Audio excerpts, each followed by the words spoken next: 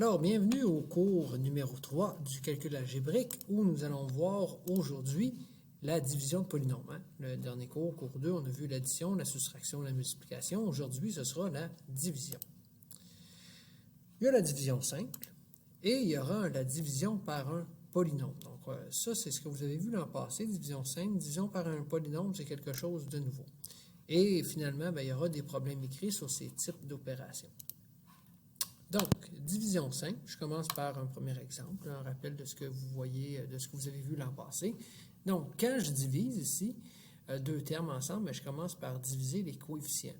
8 divisé par 2, ça fait 4. Puis ensuite, les variables ensemble. A3 divisé par A, je soustrais les exposants. 3 moins 1, ça fait 2. C'est pour ça que j'ai A à la 2. Puis B2 divisé par B, ça fait B, parce que ça, c'est sous-entendu à la 1. 2 moins 1, ça fait 1. Donc, il me reste ceci. Maintenant, c'est important de déterminer aussi les restrictions. Vous vous rappelez, on ne peut pas diviser par un nombre qui est égal à 0. Donc, il y a toujours une restriction. Cette expression-là, sa réponse, peu importe la valeur de A et B, c'est une expression simplifiée qui représente ceci, sauf pour des valeurs interdites. Et quelles sont ces valeurs interdites-là? C'est les valeurs qui vont faire en sorte que le dénominateur est égal à 0. Donc, c'est ce qu'on appelle les restrictions. Pour les trouver, j'écris dénominateur pas égal à 0, le diviseur pas égal à 0, et là, je vais isoler la variable. Bon, ici, il y en a deux. Je commence par en choisir une. Donc, je pourrais commencer par isoler le A en divisant par 2B de chaque côté, ce qui me donne 0 divisé par 2B, qui me donne 0. Donc, première restriction, A n'est pas égal à 0, et l'autre, je vais isoler le B plutôt que le A, ce qui va me donner B qui n'est pas égal à 0. Donc, voilà la réponse finale.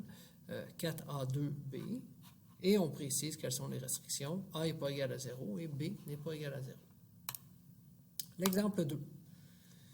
Alors ici, on a un polynôme divisé par un binôme, donc chacun des termes va être divisé par le monôme ici. Donc, 10x3 divisé par 5x, 10 divisé par 5, ça fait 2, x3 divisé par x, ça fait x2. Ensuite, moins 15x2 divisé par 5x, ça me fait moins 3x, et les deux derniers, 20x divisé par 5x, ça me donne 4. C'est ma réponse. Il me reste juste à trouver la restriction. C'est quoi la restriction? Le diviseur n'a pas le droit d'être égal à 0. Donc, 5x ne peut pas être égal à 0. Donc, en isolant, divisant par 5 de chaque côté, x n'est pas égal à 0. Réponse finale, 2x2 moins 3x plus 4 avec la restriction, x n'est pas égal à 0. Maintenant, division par un polynôme. Ça, c'est, vous n'avez pas vu ça encore. Par exemple, je pourrais vous demander de diviser 4x2 plus 5x plus 1 divisé par x plus 1. Donc, avant de vous montrer comment faire ça, je vais faire un rappel avec ce que vous connaissez, ce que vous avez fait au primaire. Division par crochet. Donc, rappelez-vous, comment est-ce qu'on faisait? Des fois, on disait, je vais prendre juste le premier avec le premier. 1 rentre combien de fois dans 4? Ou encore 17 rentre combien de fois dans 43, pour avoir une idée à peu près. Donc, ici, c'est 2, parce que 3 fois 17, ça ferait 51, ce serait trop gros. Donc, je prends mon 2 et je l'écris ici. Qu'est-ce que je fais avec le 2? Je vais le multiplier par tout ce qu'il y a dans le crochet. Et la réponse, je vais la mettre ici en dessous. Donc, 2 fois 171, ça va me donner 342. Et là, je fais la soustraction. C'est bon. 7 moins 2, ça fait 5. Puis ici, 3, je vais aller emprunter. 13 moins 4, ça fait 9. Donc, 95. Donc, 437 moins 342, ça fait 95. Et ensuite, qu'est-ce qu'on faisait? Oui, on descendait le 8. Puis je refais le même principe. 17 rentre combien de fois dans 95? Le plus gros possible sans dépasser, ça va être 5. 5 fois 171, ça me donne 855. Je fais la soustraction, 958 moins 855, ça me donne 103. C'est pas plus gros que 171, c'est correct. Donc, ensuite, le 1, je n'ai pas pris, je descends le 1. Je refais le même principe. 171 rentre combien de fois là-dedans? C'est 6 fois. 6 fois 171, ça donne 1026. Donc, si je fais la soustraction, il reste 5. Et là, ce qu'on pourrait faire, si on veut avoir des nombres à virgule, je ferais virgule, puis là, j'ajoute des zéros ici, puis je continuerai. Ou encore, je peux dire ma réponse, c'est 256 reste, ça c'est mon reste 5. Ou 256 et 5 sur 171. Donc, ce sont tous des bonnes réponses. Je vais garder cette forme-là, 256 reste 5 parce que c'est le même raisonnement qu'on va appliquer lorsqu'on fait de la division avec un polynôme. Donc, on va faire une division par crochet, le même principe. Des fois, il y aura un reste, des fois non, puis il faudra l'écrire de cette façon-ci. Donc, allons-y maintenant de façon formelle avec les étapes que je vais vous donner pour pouvoir trouver la division, la réponse d'une division par un polynôme. Donc, je fais mon crochet. C'est important que le polynôme soit ordonné ici. Donc, le plus gros terme en premier jusqu'au plus petit, puis la même chose pour le diviseur. Donc, première étape, on va trouver x, qui est ici, le premier terme, fois quoi qui va me donner le terme qui est ici, le 4x2. Là. X fois quoi qui donne 4x2. Donc, quoi fois x qui donne 4x2. La réponse de tout ça, on va la mettre en dessous du crochet. Donc, la réponse, c'est 4x, parce que 4x fois x, ça fait 4x2. Maintenant, une fois que j'ai trouvé ça, je vais aller mettre quelque chose en dessous ici. C'est quoi? C'est la réponse de la multiplication entre mon 4x et tout ce qu'il y a dans le crochet. Et ça va aller se placer ici, puis on va faire une soustraction. Donc, 4 fois x, ça fait 4x2. 4x fois 1, ça fait 4x. Et là, je fais la soustraction. 4x2 moins 4x2, 0. 5x moins, je distribue le moins 4x, il va me rester 1x. Ensuite, je descends les autres termes. Et je recommence les mêmes étapes. X fois quoi qui va donner x? Bon, c'est fois 1. Donc là, je vais écrire plus 1. Si ça avait été moins x, ici, j'aurais écrit moins 1. Donc ici, c'est plus 1. Qu'est-ce que je fais avec le 1 qui est ici? Je vais le multiplier par tout ce qu'il y a dans le crochet. Et la réponse, je vais venir la mettre ici en rouge pour faire la soustraction. 1 fois x, ça fait x. 1 fois 1, ça fait 1. Donc, je fais ma soustraction. Là, x moins x, 0. 1 moins 1, 0. 0, ça arrive juste. Donc, ça veut dire que dans cet exemple-là, il n'y a pas de reste. Hein? Comme dans ma division tantôt, il y avait un reste. Là, ici, il n'y a pas de reste. Donc, c'est une réponse qui arrive juste. Maintenant, ce qui me reste à donner dans ma réponse, c'est la restriction. C'est quoi la restriction? C'est les valeurs interdites. Donc, il ne faut pas que le diviseur soit égal à 0. Donc, ma restriction sera x plus 1 n'est pas égal à 0. Donc, je vais isoler mon x. X n'est pas égal à moins 1. Et maintenant, je peux écrire ma réponse finale. X plus 1, c'est ma réponse, c'est ma restriction, et x n'est pas égal à moins 1. Et la dernière étape, évidemment, être content. Oui, monsieur. Alors, voilà pour l'exemple 1. Donc, on va en faire un deuxième, parce que c'est la première fois qu'on fait ça, donc il faut se pratiquer un petit peu. Donc, deuxième exemple, même principe. X fois quoi qui va donner 5x3? C'est 5x2. Donc, j'écris 5x2 ici. Donc, le 5x2, je vais le multiplier par tout ce qu'il y a dans le crochet. 5x2 fois x, ça me fait 5x3. 5x2 fois moins 3, ça me fait moins 15x2. Entre parenthèses, je fais la soustraction. Et là, vous voyez, 5x3 moins 5x3, ça fait 0. Là, attention, le moins va venir se distribuer ici, hein, donc ça va devenir plus. Moins 2 plus 15, ça fait 13. Donc, ça va être 13x2 ici. Et là, je descends le reste. Plus 7x plus 12. Je recommence les mêmes étapes. X fois quoi qui fait 13x2? 13x, donc plus 13x. Le 13x, je le multiplie par tout ce qu'il y a dans le crochet. 13x fois x, ça me fait 13x2. 13x fois moins 3, ça me fait moins 39x. Avec un moins, je fais la soustraction. Bon, les termes x2, 0. Ensuite, 7, attention, moins, ça fait plus. Hein? Donc, 7x plus 39, ça me fait 46x. Je descends le 12. Je commence. X fois quoi qui fait 46x? Fois 46. 46 fois x, ça fait 46x. 46 fois moins 3, ça me fait moins 138. Encore le même principe, je soustrais. Les termes x annulent. Moins, ça va faire un plus. Donc, 12 plus 138, ça me fait 150. Donc là, ça n'arrive pas juste. J'ai un reste. Donc, ma réponse, bon, avant de faire la réponse, c'est vrai, je vais aller faire les restrictions. Donc, x moins 3, mon diviseur ne peut pas être égal à 0. Donc, si j'isole, x n'est pas égal à 3. Et donc, ma réponse finale, 5x2 plus 13x plus 46 reste 150. Et on a la restriction, x n'est pas égal à moins 3. Voilà pour l'exemple 2. L'exemple 3, même principe. Mon petit crochet. X fois quoi qui fait 2x2, c'est 2x.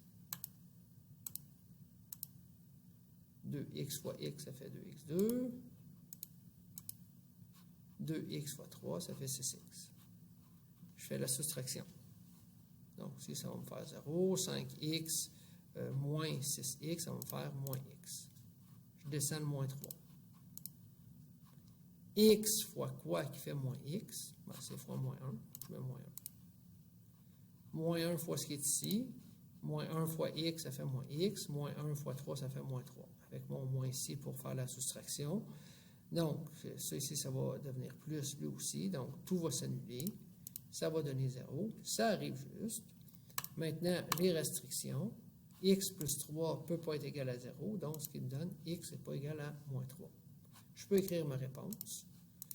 Ma réponse est 2x moins 1. Il n'y a pas de reste. Et x n'est pas égal à moins 3. Être content. Oh, on est à l'exemple 4 et c'est un exemple coquin. Et si vous voulez, vous pouvez l'essayer par vous-même, mettre sur pause, puis après ça, voir avec la vidéo si vous avez la bonne réponse. Donc, je commence au début. Hein. X fois quoi qui va faire x4? Bon, voilà, c'est quand même assez simple. Ce serait x3, donc c'est comme d'habitude. Hein. X fois x3, ça me fait x4.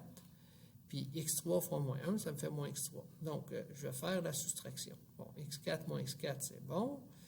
Ouais, mais là, des x3, j'en ai pas. Ouais. Dans ce temps-là, c'est sous-entendu qu'en haut, c'est comme si j'avais 0x3. Donc, je fais 0x3, moins, ça fait plus. Donc, 0 plus x3, ça me fait x3. Et le moins 1, bien, je le descends. Je ne l'ai pas encore utilisé. Et je recommence les autres étapes. X fois quoi qui va donner x3? C'est x2. Donc, plus x2. Je vais aller le placer. x2 fois x, ça fait x3. x2 fois moins 1, ça fait moins x2. Mon moins devant une parenthèse, donc ça a changé de signe. Ce moins, puis lui va devenir plus. Donc, x3 moins x3, 0. Puis après, le même principe. Ici, c'est comme si j'avais 0x2. Donc, 0x2 plus x2, ça me fait x2. Puis, moins 1, je n'ai pas encore utilisé. Je le descends. Vous avez compris le principe. Hein? On recommence. X fois quoi qui donne x2, c'est x. Donc, plus x. Même principe. X fois x. Donc, ici, x fois x, ça fait x2. X fois moins 1, ça fait moins x. Je fais ma soustraction. Toujours le même principe. Ici, 0. Puis ici, moins, ça fait plus. Donc, il va me rester plus x. Je descends mon moins 1. Et là, ça va être le dernier coup. Hein? X fois quoi qui fait x, c'est fois 1. Donc, je mets plus 1. Je multiplie par tout ce qu'il y a dans le crochet. Ça donne exactement la même chose. Donc, ça arrive juste 0. Et hey, quelle belle réponse. x3 plus x2 plus x plus 1. Très bien. Avant de donner la réponse, évidemment, je dois traiter les restrictions. Donc, le dénominateur ne peut être égal à 0. Donc, x ne sera pas égal à 1. Donc, réponse finale. La belle suite, x3 plus x2 plus x plus 1, avec la restriction, x n'est pas égal à 1. Donc, on peut passer maintenant au problème écrit. Alors, bon, on a un ami qui fabrique des mitaines. Donc, je vais l'appeler Alain.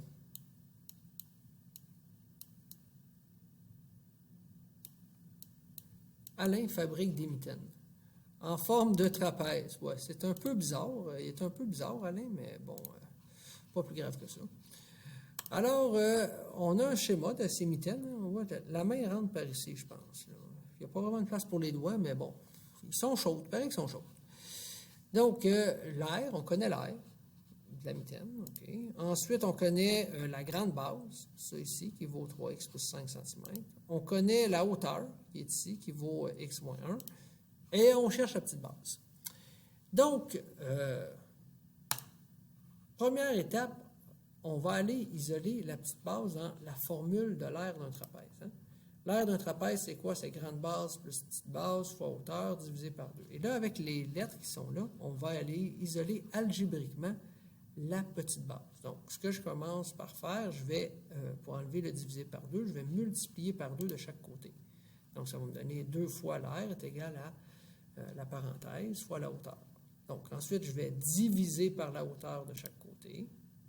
Puis ensuite, pour isoler petit b, bien, je vais enlever le grand B, donc je vais faire moins le grand B de chaque côté. Donc, c'est comme ça me disait un peu les étapes que j'ai à faire pour pouvoir trouver la petite base. Je vais faire 2 fois l'air que je connais. Je vais diviser par la hauteur. Puis après ça, je vais faire moins la grande base. Ça devrait me donner la petite base. Donc, trouver 2A. Donc, je vais calculer ça ici. Donc, c'est A, c'est 2x2 plus 2x moins 4. 2A, bien, c'est le double. Donc, 2 fois 2, ça fait 4. Encore 4. Puis moins 4 fois 2, ça me fait moins 8. Donc, 2A, c'est 4x2 plus 4x moins 8. OK. Ensuite, l'étape suivante, c'est diviser par H. Donc là, je vais aller faire le calcul pour faire la division par crochet. 2, c'est 4x2 plus 4x moins 8 sur x moins 1. Sur, c'est la même chose que diviser. Puis pour faire une division aussi, là, ce que je vous ai montré jusqu'à date, bien, pour y arriver, il faut faire une division par crochet.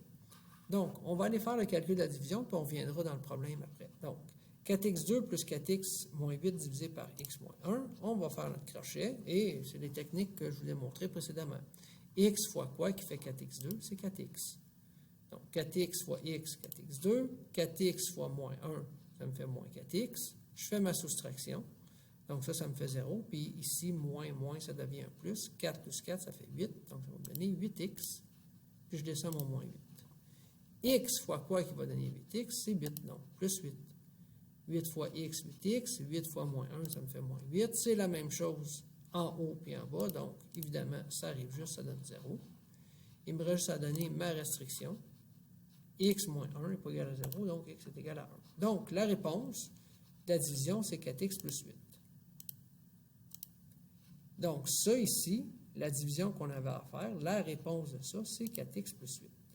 Maintenant, ce qui reste à faire, on a tout fait ça. Il nous reste juste à faire moins la grande base. Donc, trouver la valeur de la petite base en faisant moins la grande base. Donc, ça va être tout ça entre parenthèses, moins la grande base entre parenthèses. Donc, 4x plus 8, un moins devant une parenthèse, on va changer les signes, on distribue le moins, donc ça me fait moins 3x moins 5. Puis là, je regroupe les termes semblables. 4x moins 3x, ça fait x. 8 moins 5, ça fait 3, donc x plus 3. Donc, la réponse dans le contexte, on voulait savoir quelle était la valeur de la petite base. Bien, la petite base mesure x plus 1 cm et x n'est pas égal, ici il y a une petite erreur, on devrait lire x n'est pas égal à 1. Donc, je vais aller juste le corriger avec un petit crayon ici. X, c'est x n'est pas égal à 1. C'est ça qu'on avait comme restriction tout à l'heure, une petite erreur. Alors voilà, merci beaucoup et on se revoit à la prochaine diapo. Et oui, au revoir.